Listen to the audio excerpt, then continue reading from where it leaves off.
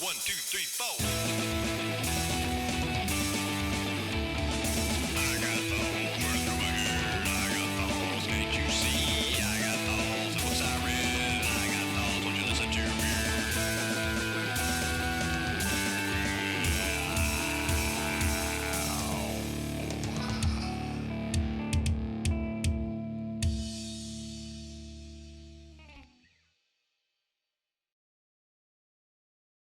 Hello, hello, hello, and welcome to The Author Has Thoughts. I am the author in question, Gary Ballard, author of 12, 11-ish novels and novellas, including the Cthulhu Mythos series, the Stepping Stone cycle, and the series I'm talking about today, which is the Bridge Chronicles series, which currently has 5 novels, though I'm writing a 6th, and a short story collection. The focus of this series of videos, and it'll probably be 4 or 5 pieces and parts, I'll figure it out once I've recorded it all, is my short story collection called Tales from the Bridge Chronicles, Volume 1. Now, I apparently wrote this before I wrote The Long and the Short Swords. I couldn't remember when I was figuring out which video to do next, so I did The Long and Short Swords, and then I realized, oh wait, I wrote this before that. Memory goes when you start to get older.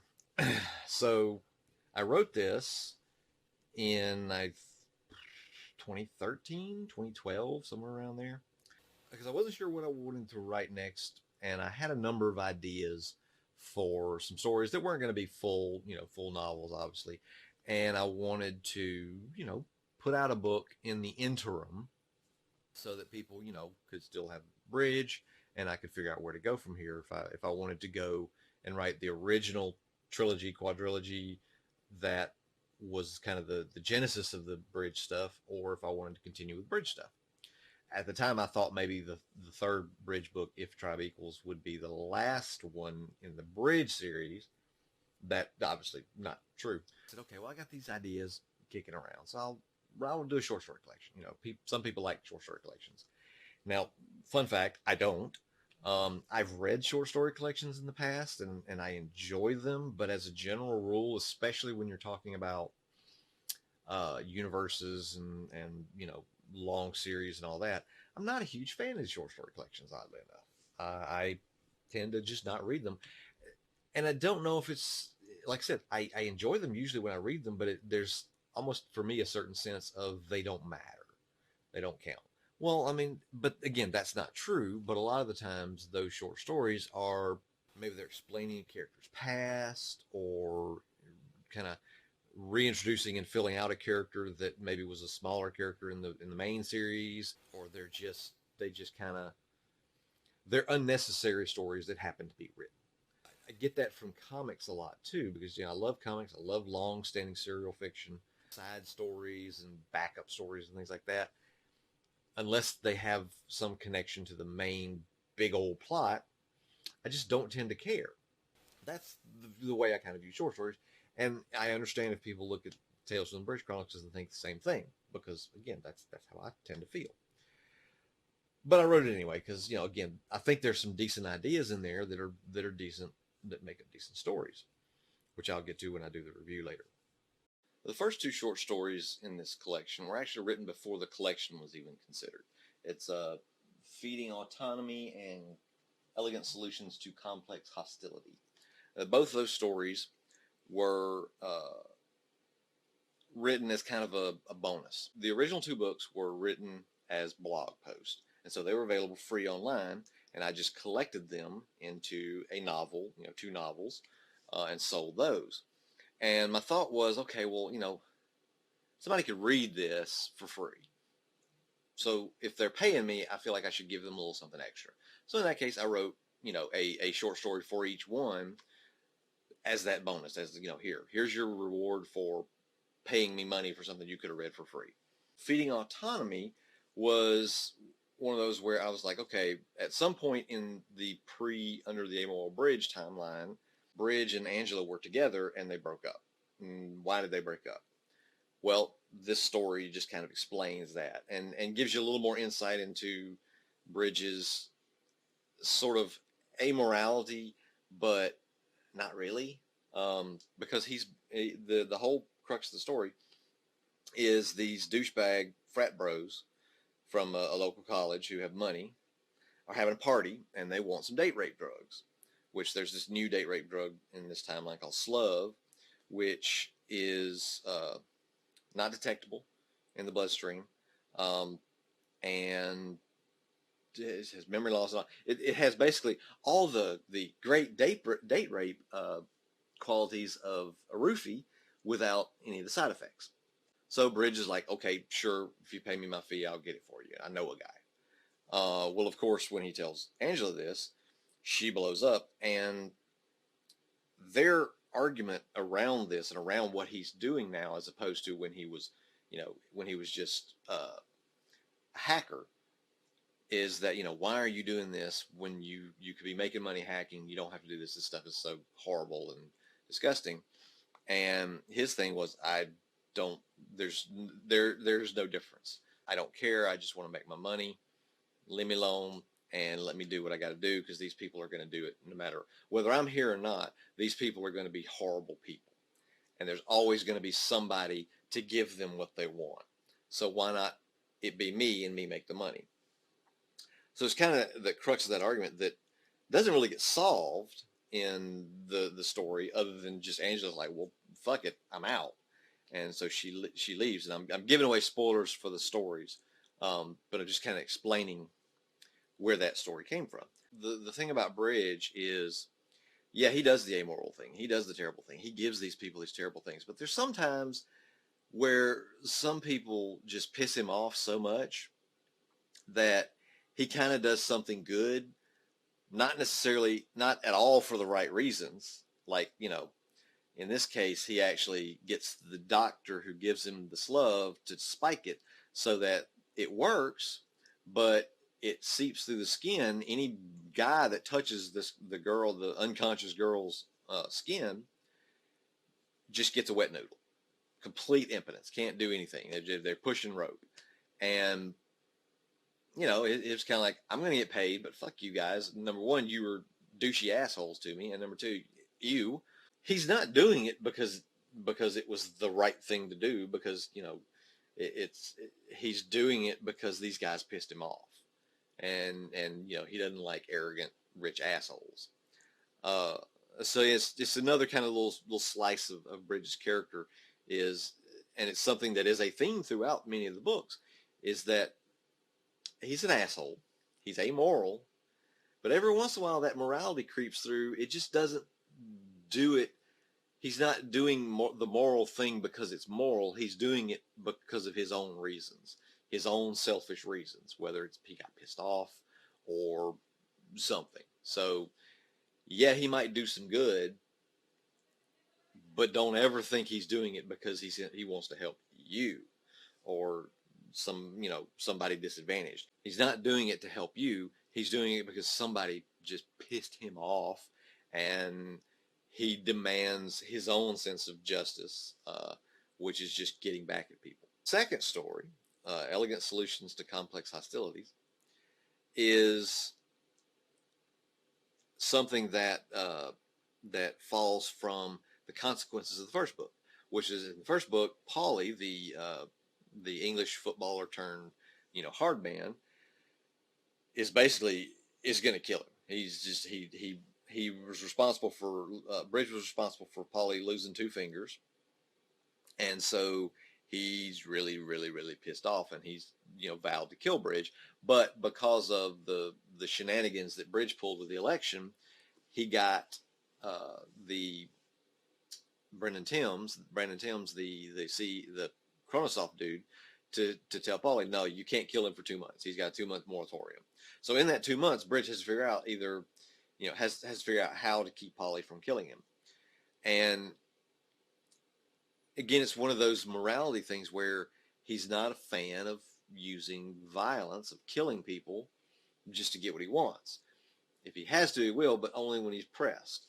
So, he could hire a hitman to try to kill Paulie. But that's just not his thing. That's kind of his last resort. Not only because he just doesn't want to kill people because it's bad for business, but he didn't really like dealing with assassins, and that's one of the things we found in Long and Short Swords. He's not a big fan of assassins because most of them he thinks are fucking nuts, and you just never can tell when they're going to turn around and kill you. He has to come up with a solution for that, and his solution ends up being to get Paulie's half brother a trial with Manchester United to get him off the streets because his half brother had turned into some fucking gangster or gangster wannabe, and he has good footballing skills, but none of the clubs would touch him because he's hanging out with gangsters and doing gangster shit, hooligan shit. And again, Paulie doesn't mean I don't care about him, but it's me mum.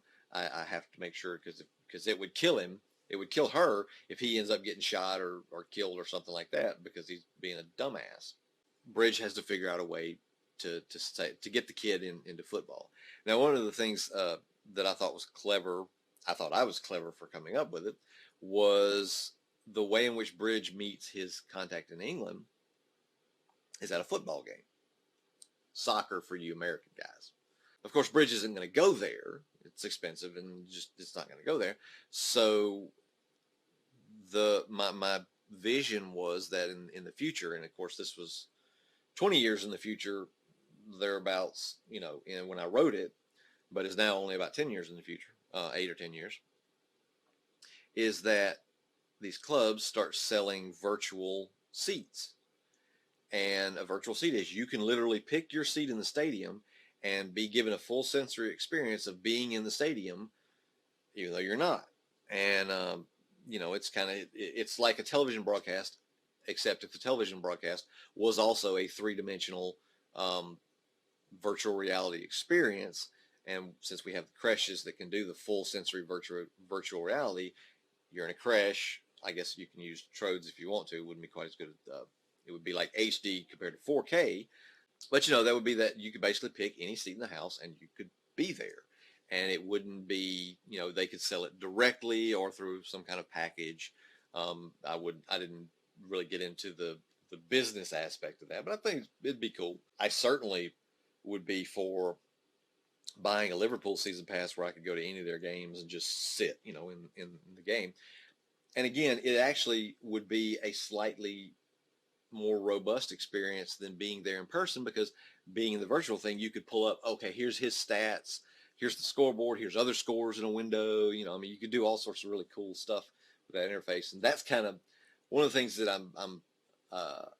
one of the reasons I like doing some of the short stories is because you can kind of explore those little facets that would just get in the way and be extraneous in, a full-length novel, even though with a novel you have the ability to do that.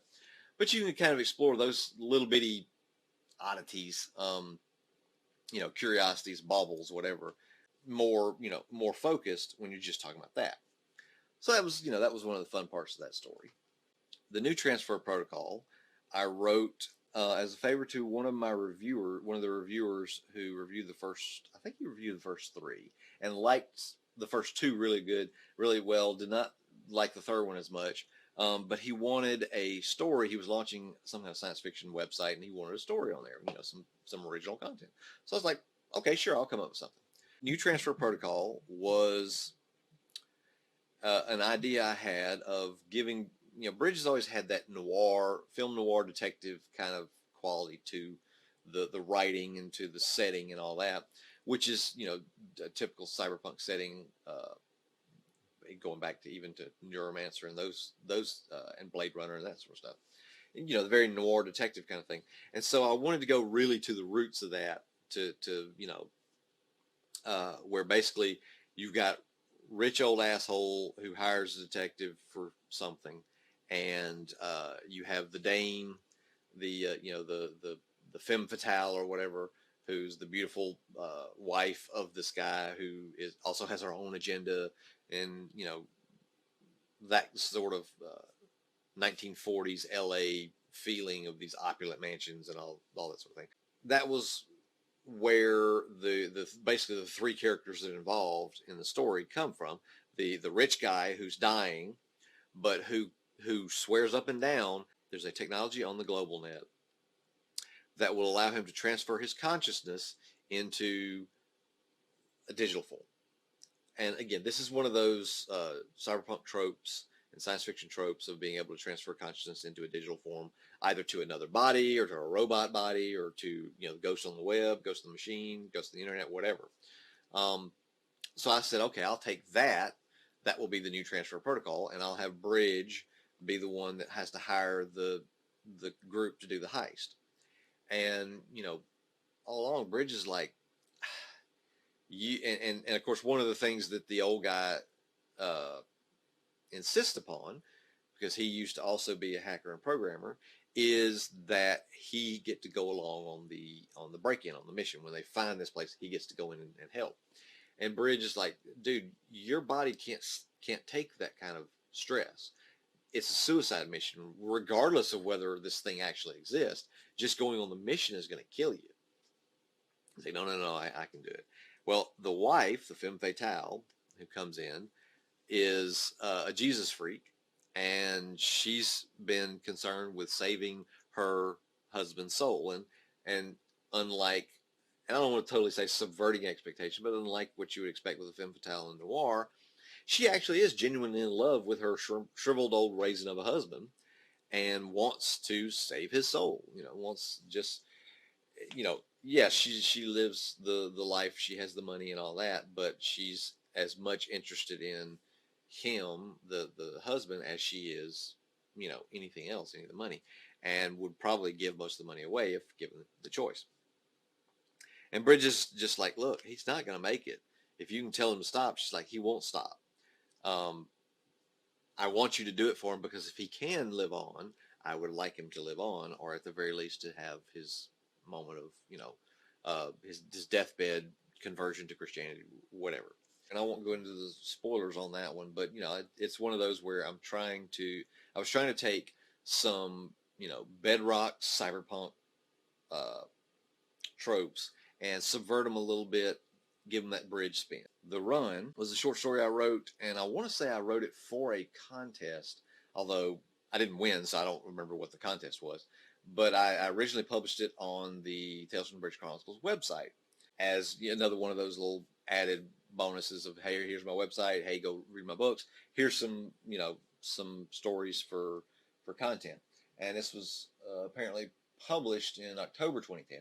The Run is one of those where I was using some of that original trilogy that I had wrote and planned back when this thing was first created back in the early 90s, with a character that features prominently in that new trilogy, which will eventually hopefully get written. The character of Chris, who in the new one became, I believe, Crashed, and I've already forgotten what I called him in here. But it's focusing on street hacker. And street hackers in this world, this universe, are guys who literally are homeless and just go from hack to hack, from flophouse crashes to flophouse crashes, back on the streets, get a score, get some trip, which is it's a drug, a digital drug that has been talked about in the series before, as basically one of those things that hackers use because it greatly expands the speed of thought and kind of hyper focuses them. It's like Adderall for hackers. Like specifically it targets things that makes the hacker more efficient, quicker, or at least feel quicker, and makes them more intense when they go online. The main character and his buddy Kroger are both homeless, going from street terminal to street terminal, hacking them, getting what money they can on on a debit card, and then blowing it on food and a flop house and trip, and then coming back and doing it again. And this kid's like 16, and I believe in the story it's his 16th birthday that day, and he didn't even realize it. This was one of those stories, and I'm not going to go into it too much. It was the hacker trips into something, and something much bigger than what he expected or what he thought, and then he gets chased down and eventually finds out what the bigger what the bigger thing was, although he doesn't really find out what it was, because what it was is something that actually has a lot of impact later in the story in parts of the Bridge Chronicles universe that I haven't written, part of that original trilogy. But the long and the short of the story is that the character ends up having to just basically ditch his other online identities and create a whole new identity, which he gets to hide from whatever had happened in his past. And he kind of wakes up to the whole "I'm going to die if I don't get off the streets" kind of thing. And just incidentally, this character goes from being a street hacker to, by the time the other trilogy starts, he is a cred crasher. And that actually leads into the next story, which was published in November 2010, called Anatomy of a Credit Assassination.